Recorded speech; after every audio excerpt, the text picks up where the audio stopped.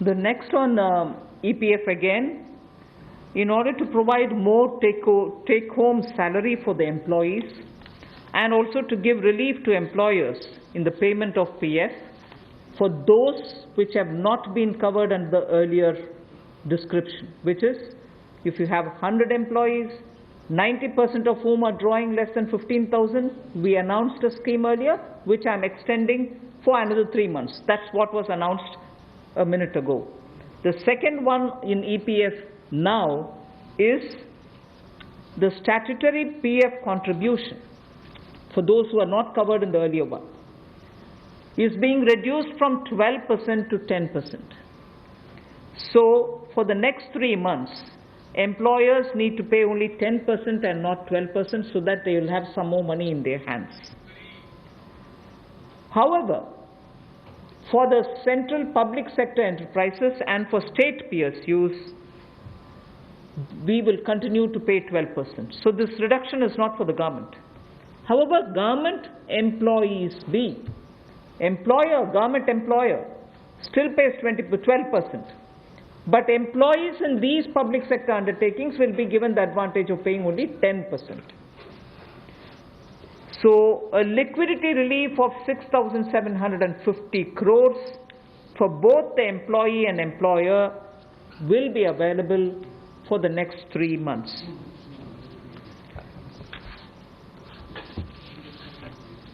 एक और प्रावधान, क्योंकि आज के समय पैसा कर्मचारी के हाथ में भी कैसे ज़्यादा हो, इसमें भी एक बड़ी राहत देने का प्रयास इसमें किया है कि जो EPF कंट्रीब्यूशन है, जिनका EPF का योगदान है, वो ऐसे संस्थानों के लिए और कर्मचारियों के लिए 12% से कम करके 10% अगले 3 महीनों के लिए किया गया है। इससे कर्मचारी भी और संस्थान दोनों को लाभ मिलेगा, लेकिन जो सरकारी हमारी संस्थान है, सेंट्रल PSCs हैं, इनके लिए 12% ही रहेगा, उसमें कोई बदलाव नहीं किया गया है। तो इससे कुल मिलाकर 6,750 करोड़ रुपए का लिक्विडिटी सपोर्ट इनको मिलेगा और एक तरह से 6,750 करोड़ रुपया ज़्यादा इनके हाथ में आएगा। The next one is about non-banking financial companies, housing finance corporations, and microfinance institutions. We have been hearing, in spite of a lot of steps which the RBI took, in spite of all the provisions that we made between the July budget and the February budget, it was felt that the NBFCs were not able to get enough resources. And particularly, some NBFCs which were not very highly rated had particular difficulties in comparison to the others. So, Government of India now launches a 30,000 crore special liquidity scheme. Under the scheme, investment will be made in both primary and secondary market transactions where investment grade debt papers, this is not infusing equity, this is taking and buying debt papers of NBFCs, housing finance corporations and microfinance institutions, and not high quality debt papers, they can be investment quality also. So this we expect will have an impact on those struggling NBFCs who need money to carry on with business, and these NBFCs are also those who have been funding MSMEs. So in order for these NBFCs to keep their network of MSMEs served, this infusion is absolutely necessary, and these securities with which you're going to buy these debt papers will be fully guaranteed by Government of India. They will be fully guaranteed by Government of India. We hope that this will also bring in a lot of difference for NBFCs who have access to small and micro units, and therefore we want to ease the flow of credit through these NBFCs who have only not so good debt papers in their hands. गैर banking वित्तीय कंपनियां NBFCs या फिर हमारे housing finance companies और micro finance institute, इन सब के लिए जो इनके पास लिक्विडिटी की कमी आती थी, धन का अभाव होता था, उसके लिए ये नई योजना लेकर आए हैं जिसमें 30,000 करोड़ रुपए का विशेष तौर पर प्रावधान किया जाएगा। स्पेशल लिक्विडिटी स्कीम ये होगी जिससे इनके धन की आपूर्ति भी होगी और इसके माध्यम से जहां एक और हाउसिंग सेक्टर को बल मिलेगा, एमएसएमई सेक्टर को बल मिलेगा, उसका भी लाभ हमारी अर्थव्यवस्था में और नीचे आम आदमी को पहुंचेगा और इसका पूरी तरह से गारंटी भारत की सरकार देगी। The next facility also for the NBFCs is to give 45,000 crore liquidity infusion through a partial credit guarantee scheme for the NBFCs in particular. This is an existing scheme, but we are expanding its scope. Expanding its scope only because it will now cover borrowings such as primary bond issued, the commercial papers. So all these will constitute the liability side of the balance sheet, but we are getting into that area also. But in this case, as different from the previous one, 20%, the first 20% loss alone will be borne by the guarantor, which is Government of India. The first 20% loss. So in this again, AA rated papers below and also below that will all be included. Even unrated papers will be eligible for investment. This we think will help many of the microfinance institutions, and with this, if money goes into their hands, even based on unrated papers, we guess they will have liquidity to reach out to the MSMEs who may be in the far-flung areas. जहां पहली 30,000 करोड़ की liquidity guarantee scheme लेकर आए थे, NBFCs के लिए, एचएफसीज और MFIs के लिए, वहीं पर अब आंशिक ऋण गारंटी योजना ये लगभग 45,000 करोड़ रुपए की एनबीएफसीज का इसमें प्रावधान किया गया है। इसमें भारत सरकार गारंटर होगी, जो 20% का नुकसान इसके द्वारा वहन किया जाएगा। और यही नहीं, इसमें AA पेपर और इससे भी नीचे वाले जो हैं उसको भी इसमें पैसा मिल पाएगा, ऋण मिल पाएगा। और इसके अलावा जो अनरेटेड पेपर एलिजिबिलिटी है इन्वेस्टमेंट के लिए, वो भी इसमें प्रावधान किए गए हैं ताकि ज़्यादा इसका स्कोप बढ़ सके, ज़्यादा लोगों को इसका लाभ मिल सके और कुल मिलाकर इससे भी नई लेंडिंग जो है, यानी कि कर्जा दिया जा सके सूक्ष्म लघु मध्यम उद्योग को और आम नागरिकों को भी मिल सके, उसके लिए इसका प्रावधान किया गया है। I move over to talking about the DISCOMs.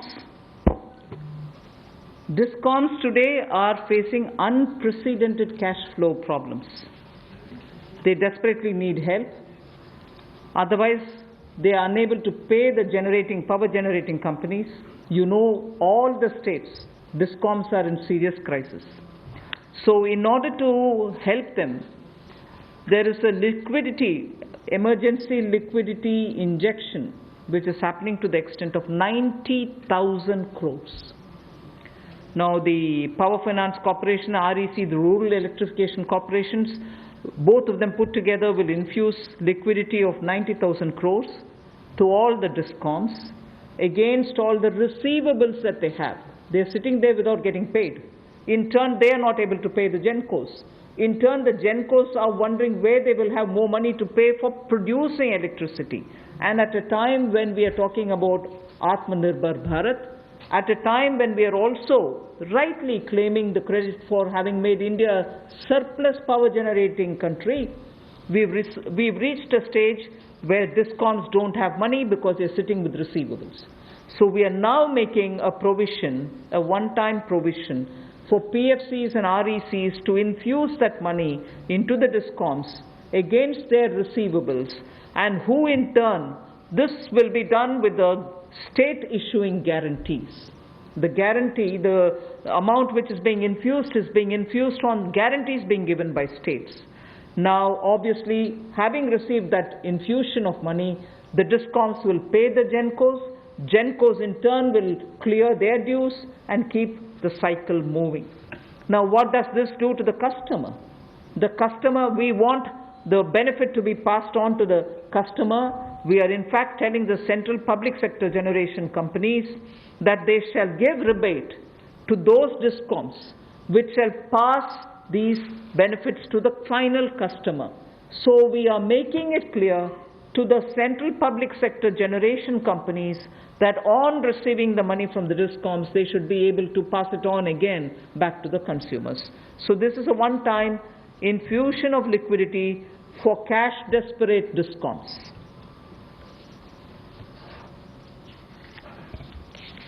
बिजली वितरण कंपनियों की आय में जो भारी कमी आई है और लेनदारी जो इनकी कई राज्यों से बढ़ी है, उसके कारण भी ये अभूतपूर्व नकदी प्रवाह की स्थिति इनको देखनी पड़ रही है। इन परिस्थितियों में आम उपभोक्ता को भी नुकसान ना हो, बिजली उत्पादन करने वाले भी और बिजली वितरण करने वाले भी इस अभूतपूर्व समस्या में कहीं उलझकर ना रह जाएं, इसके लिए 90,000 करोड़ रुपए का प्रावधान डिस्कॉम्स के लिए किया गया है, बिजली वितरण कंपनियों के लिए किया गया है। और ये 90,000 करोड़ रुपया जो बिजली वितरण कंपनियों को दिया जाएगा वो पावर फाइनेंस कॉरपोरेशन और रूरल इलेक्ट्रिफिकेशन कॉरपोरेशन के माध्यम से दिया जाएगा। Thank you. I move to the next, which deals with contractors. All Government of India agencies, such as the railways, road transport, highways, CPW, etc., will now give 6 months extension without any cost to the contractors, so that extension should cover construction work or goods and services contracts that they have with central government agencies.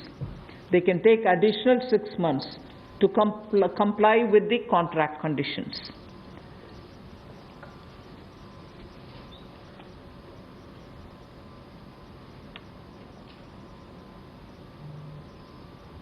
I didn't get it. Okay. Up to 6 months. So the extension is up to 6 months, is what I'm being told. Okay. Covers construction. This shall cover construction work or cover even goods and services contracts. It will also cover completion of works and intermediate milestones that they may have. This will also cover and extend concessional period which is given in PPP contracts. So even the concessional periods will get extended up to 6 months. And in order to facilitate greater liquidity which they can obtain, government agencies will partially release bank guarantees to the extent of the partially completed contracts. So if a particular contract is completed to some extent and not fully, to that some extent the partial bank guarantee will also be released so that the cash flow will improve.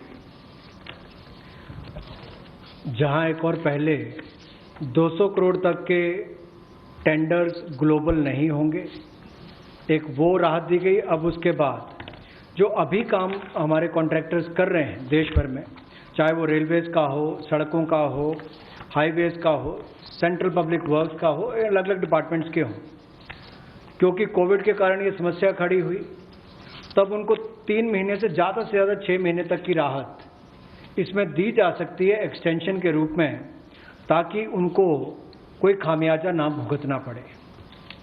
और जो obligations थी उनकी, उसके कारण दिक्कत आ सकती थी, इसलिए प्रावधान किया गया है ताकि मुकदमेबाजी या बाकी सब ना हो और मानसिक रूप से भी ठीक रहे और अच्छा काम करके समय पर पूरा कर सकें। तो 6 महीने तक की इनको राहत दी गई। और यही नहीं, जो पीपीपी कॉन्ट्रैक्ट्स है उसमें भी जो कंसेशन पीरियड है उसमें भी ये राहत 6 महीने तक की दी जा सकती है, पर मैक्सिमम जो है 6 महीने तक हो सकता है। केस टू केस मैटर करेगा। और जो सिक्योरिटी दी जाती थी पार्शियल उसको रिलीज किया जा सकता है आंशिक रूप से। मान लीजिए मैं कोई ठेका लिया है, 70% किसी ने काम किया और उसके एवज में उसकी आंशिक रूप से वो बैंक गारंटी को वापस किया जा सकता है ताकि उसके पास और लिक्विडिटी और काम करने के लिए आ सके। एक बहुत बड़ी राहत इस तरह से कॉन्ट्रैक्टर्स को भी देश भर में देने का एक प्रावधान किया है। 80% की होगा तो उसके अनुसार, 60% की होगा तो उसके अनुसार, लेकिन कुल मिलाकर उसके पास पैसा ज्यादा है ताकि वो कामकाज में उसको कहीं दिक्कत ना आए। I've come to the last two of today's announcements. One relate to the real estate, which is what I'm doing now. The next has direct taxation related reliefs, which has three different aspects. So the last two, one is on the real estate and the next is on the taxation. In the real estate matter, the Urban Development Ministry shall issue advisory to the states and the union territories so that the regulatory authorities are given clear picture that they can treat the COVID-19 period as an event where you can invoke the force measure. In other words, they can treat it as an act of God, and to that extent be flexible about the execution of the contract signed. This will also mean that with the necessary changes, they will have to issue fresh project registration certificates. They can extend the registration and the completion dates. Suo motu, they can do it by 6 months for all registered projects, expiring on or before 25th March 2020. So using the force majeure clause, they can suo motu extend the registration and completion date by 6 months if the project was registered on or after 25th March 2020. So there need not be individual applications separately for it. They can suo motu do it. They can also issue fresh project registration certificates automatically with revised timelines. So this way, people who had entered into a contract and got fixed because of the coronavirus will not suffer. These measures, we think, will de-stress developers, and real estate industry, which is already in difficulty, will benefit with the new timelines. कोविड-19 का प्रभाव हमारे real estate projects पर भी पड़ा होगा और इसके लिए ही ministry of housing and urban development ये राज्य की सरकारों को और यूटीज़ को एडवाइस भी करेगी कि उनकी जो रेगुलेटरी अथॉरिटीज़ हैं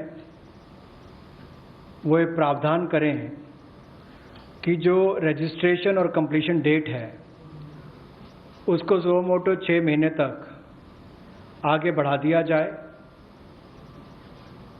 और इसकी जो 25 मार्च तक जो एक्सपायरी डेट थी यानी कि उसको 6 महीने तक आगे बढ़ा दिया जाए और इसमें कोई इंडिविजुअल एप्लीकेशंस मंगवाने की आवश्यकता नहीं है। जो 25 मार्च तक थी उसको वैसे ही 6 महीने तक का आगे विस्तार कर दिया जाए, उसको आगे अवधि को आगे बढ़ा दिया जाए। रेगुलेटरी अथॉरिटीज़ को भी यही अनुरोध किया गया है और इसमें